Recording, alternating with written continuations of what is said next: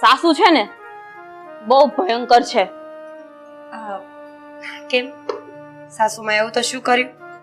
તારા સાસુને જ્યાંથી આવી છું ને ત્યારથી જ હું નડું છું. આવા કપડાં નહીં પહેરવાના, ત્યાં નહીં જવાનું. જો જુલી, તને ખોટું તો લાગશે, પણ મારા સાસુ બધી વાતમાં ખોટા પણ નથી.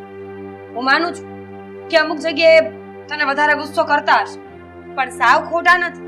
તું જે કપડાં પહેરે છે એ તને લાગે છે કે વેલિડ છે? થોડા વ્યવસ્થિત કપડાં પહેરે તો તને શું ફેર પડે છે? અરે હું જેવા કપડાં પહેરું એવા, એમાં એ લોકોને શું છે? અને રહી વાત બીજી, તો જીજુ મારી પાછળ ખોટા ખર્ચા નથી કરતા. અચ્છા, તું જે ખર્ચા કરાવે છે બરાબર કરાવે છે એમ કહે છે તું? જુલી, તું જેટલા દિવસથી આવી છે ને એટલા દિવસથી રોજ કઈ ને કઈ નવો ખર્ચો કરાવે છે. અને જે રીતે તું તારા જીજાજીની સાથે બેસે છે ને એ પણ સારું નથી. સમજવાની કોશિશ કર, તું નાની કીકલી નથી હવે. તું અચાનકથી આવી રીતે કેમ બિહેવ કરે છે? એનું પણ એક કારણ હશે ને, કારણ કે ભૂલ તારી છે. તારે અહીંયા મારા સાસરાની ઘરે આવીને મારી ઇજ્જત વધારવી જોઈએ. એની બદલે તું તો મારું નાક કપાવતી ફરે છે. ટૂંકા કપડાં પહેરવાના, જેમ તેમ બોલવાનું, અને જીજાજીને તો મૂકવાના જ નહીં. જાણે જીજાજી નહીં ને. જો તું મારું મોઢું ન ખોલાવ ને તો સારી વાત છે.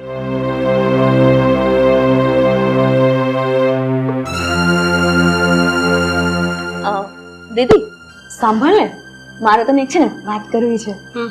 તો બોલ ને, સંભળાય છે. અરે વાત તો સાંભળ. તારી પેલી નણંદ છે ને ગીતા, તો એને છે ને મેં બાબુ કાકા સાથે એકલા એકલા ફોન પર વાત કરતા સાંભળ્યા છે. શું વાત કરતા હતા?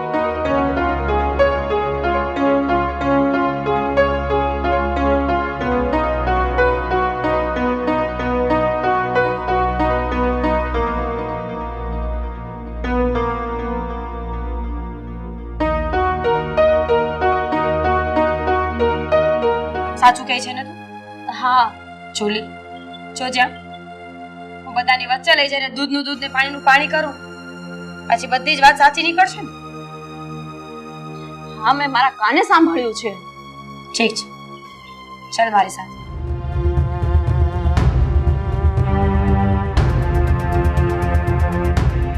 મમ્મી, પપ્પા, ક્યાં છો બધા? અહીંયા આવો. શું વાત છે? કેમ આમ રાડારાડ કરે છે? આ બધાને ભેગા કરવાનું કઈ કારણ? હા, બોલેગા છે. શું થયું? બાબુ કાકા ક્યાં છે? કામ છે એમ. બાબુ કાકા, બાબુ કાકા. બસ, બીજું તો કઈ આવડતું નથી. હરી ફરીને બાબુ કાકા હાથમાં આવે છે. આ ગુસ્સો કાઢવાનું એના ઉપર બંધ કરી દેજે. હા મમ્મી, 2 મિનિટ શાંતિ તો રાખો. વાત સાંભળો ને પછી કહેજો. બાબુ કાકા, કેટલી વાર લાગશે? આવું છું. હા બોલો, શું કામ છે? બાબુ કાકા, આ બધાને ભલે ના ખબર હોય, પણ મને બધી ખબર હોય છે કે તમે શું કરો છો ને શું નહીં. એટલે જુલીબેન, તમે કહેવા શું માંગો છો? હું એ જ કહેવા માંગુ છું કે તમે ગીતાબેન સાથે ફોન પર એકલા એકલા વાતો કરો છો. હા તો વાત કરી જ હતી ને. મેં જ્યારે ફોન પર વાત કરી ત્યારે તમે પણ હાજર જ હતા, અને ગીતાબેન કઈ દુખી હતા, મુસીબતમાં હતા, એટલે ફોન કર્યો હતો. સાગરભાઈને પહેલા ફોન કર્યો હતો, એમણે ફોન ન ઉપાડ્યો એટલે ઘરે ફોન કર્યો, અને એ દિવસે ઘરે કોઈ હાજર પણ ન હતું એટલે મેં ફોન ઉચક્યો હતો ને. તમે પણ હતા જ સામે. બાબુ કાકા, વાતોને છે ને ગોળ ગોળ ના ફેરવો. એટલે તમે કહેવા શું માંગો છો જુલીબેન? હું એ જ કહેવા માંગુ છું કે તમારે અને ગીતાબેન વચ્ચે કંઈક તો સંબંધ છે જ તે. એક સંભાળીને બોલો. એમાં સંભાળીને બોલવાનું શું, અને એમાં વિચાર પણ શું કરવાનો? મેં તમને એકવાર નહીં 2 થી 3 વાર વાતો કરતા સાંભળ્યા છે. બસ તો જુલી, શું બોલે છે તું? આ વાત છે તને એ વાતનું? તું ના બોલ ને, તને નથી ખબર. મને ખબર છે એટલે જ હું બોલું છું. મેં એમને 2 થી 3 વાર વાત કરતા સાંભળ્યા છે, એટલે જ તો મેં કહું છું. એ જુલીબેન, મોઢું સંભાળીને વાત કરજો હો. જો તમે આ ઘર સાથે કોઈ સંબંધ ન ધરાવતા હોત ને તો આ શબ્દ બોલતા પહેલા તમારી જીભ ખેંચી લીધી હોત. અરે તમે નથી જાણતા આ શેઠ શેઠાણીએ ગીતાબેનને કેટલા લાડકોડથી મોટા કર્યા છે. આટલું દુઃખ એને નથી આવવા દીધું, અને તમે હાજર જ હતા ને ફોન પર વાત કરી ત્યારે. હું એને નાની બેન માનું છું, અને નાની બેન દુખી હોય ને તો કયો ભાઈ જોઈ શકે, એટલે મેં એની મદદ કરી. મેં રૂપિયા આપ્યા છે ગીતાબેનને, 20,000 રૂપિયા આપ્યા. હું કબૂલ કરું છું. એક વારની 5 વખત વાત કરી. પછી એ મદદ કરવા વાળો ભાઈ સાગરભાઈ હોય કે બાબુ, શું ફરક પડે? બેનની મદદ તો કોઈ પણ કરી શકે. સાંભળી લીધું સાગર? આ બાબુએ શું કીધું? અરે તું એનો સગો ભાઈ છે. આ તારી ગીતાબેન નો તું સગો ભાઈ છે, પણ તે તારી ફરજ નથી નિભાવી. આ તારી સાળી જ્યારે આવે ને ત્યારે તેની પાછળ કેટલા રૂપિયા ઉડાડ્યા એને તને ભાન છે?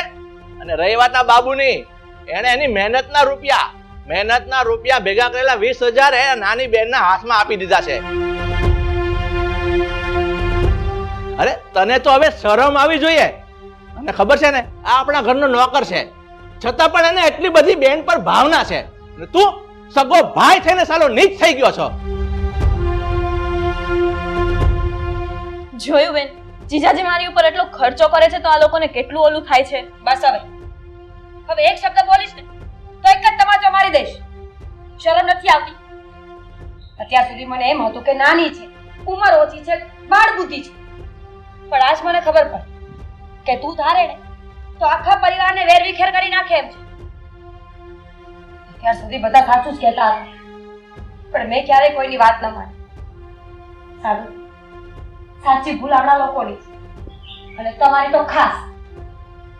જ્યારે પણ ગીતાબેનને કઈ દેવાની વાત આવી તો હંમેશા આપણે આનાકાની કરી કે નહીં, અમારી પ્રોપર્ટીમાંથી હવે દીકરીને કંઈ પણ નહીં આપી. પણ જ્યારે જુલીને બધી વસ્તુઓ મળવા લાગી, મોંઘા મોંઘા આઈફોન, સોનાની વસ્તુઓ, કપડાં, પર્સ, બધું જ, ત્યારે મને ભાન આવ્યું કે જ્યારે પોતાના હિસ્સાનું કોઈ બીજું વાપરતું હોય ત્યારે કેવું લાગે. પછી એ રૂપિયો હોય કે હક, શરમ આવી જોઈએ તને. સાડી છે તો એની જરૂરી નથી કે બધી જ સાડીઓને એક જ વિરુદ્ધ આપવામાં આવે. દીકરી થઈને બેન થઈને રહેતા આવડતું હોત તો તું રહી શકતી હતી, પણ નહીં. તારે તો માવતરની આબરૂને અહીંયા પણ ઉછાળવાની હતી. જો નાગતી, તમારા બધાની માફી માંગુ છું. પ્લીઝ માફ કરી દો મને.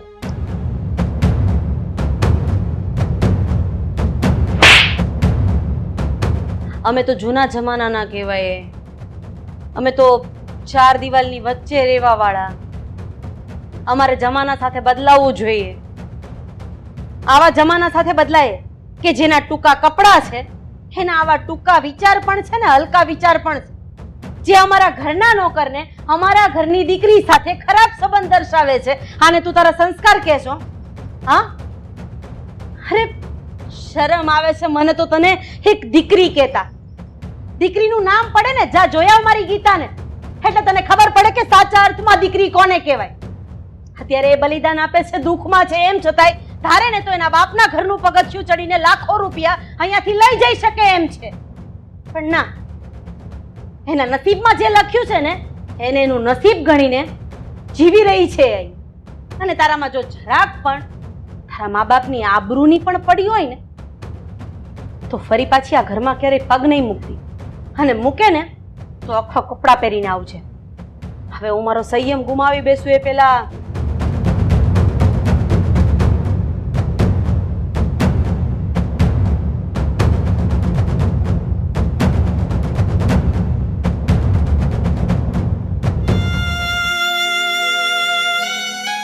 મમ્મી, પપ્પા, હકીકતમાં શું આ બધામાં કોઈની ભૂલ હોય ને તો એ મારી જ છે. લગ્ન પહેલા જે બેન મને મારા જીવ કરતા પણ વધારે વાલી હતી, પણ જાણે લગ્ન થયા એટલે મારા મગજમાંથી જ નીકળી ગઈ. એવું થઈ ગયું કે એ તો પારકી છે, હવે એનો આ ઘરમાં કાંઈ હક ના લાગે. હવે એને ખોટા એમની પાછળ પૈસા ના બગાડવાના. પણ ભૂલી ગયો જ્યારે બેન રક્ષાબંધનમાં રાખડી બાંધીને ભાઈની રક્ષા કરે છે, ત્યારે ભાઈ મોઢા ઉપાડે કહી તો દે છે કે બેન તું ઓછાતી નહીં હો, ક્યાંય ઓછું નહીં લગાડતી. જ્યારે પણ જરૂર પડે ને ત્યારે તારા ભાઈને યાદ કરજે. તારો ભાઈ અડીખમ તારી પાસે ઊભો હશે. પણ નહીં, હું એ ભાઈ નથી, હું એ નથી. કારણ કે હું તો માત્ર ને માત્ર મારા સ્વાર્થનો સગો છું. જે લોકો જેમ ભરમાવે ને એમ ભરમાવું છું. સાચા ખોટાની તો મને કઈ ખબર જ નથી પડતી. પણ આજે જ્યારે બાબુભાઈ પારકા થઈને પણ પોતાના બન્યા ને ત્યારે મારી આંખ ખુલી ગઈ કે હકીકતમાં એક ભાઈ કોને કહેવાય અને હકીકતમાં ભાઈ બહેન નો સંબંધ શું હોય છે. ભાઈ તમે પણ મને માફ કરી દેજો અને મમ્મી પપ્પા તમે પણ. હું માફીને લાયક તો નથી પણ એક વાત જરૂર કહીશ કે આજ પછી વચન આપું છું અને આ દિલથી કહું છું કે મારી બેનને મારી જ્યારે પણ જરૂર પડશે ને ત્યારે એની સાથે ઊભો રહી એની મદદ કરીશ. એને એકલી નહીં પડવા દો.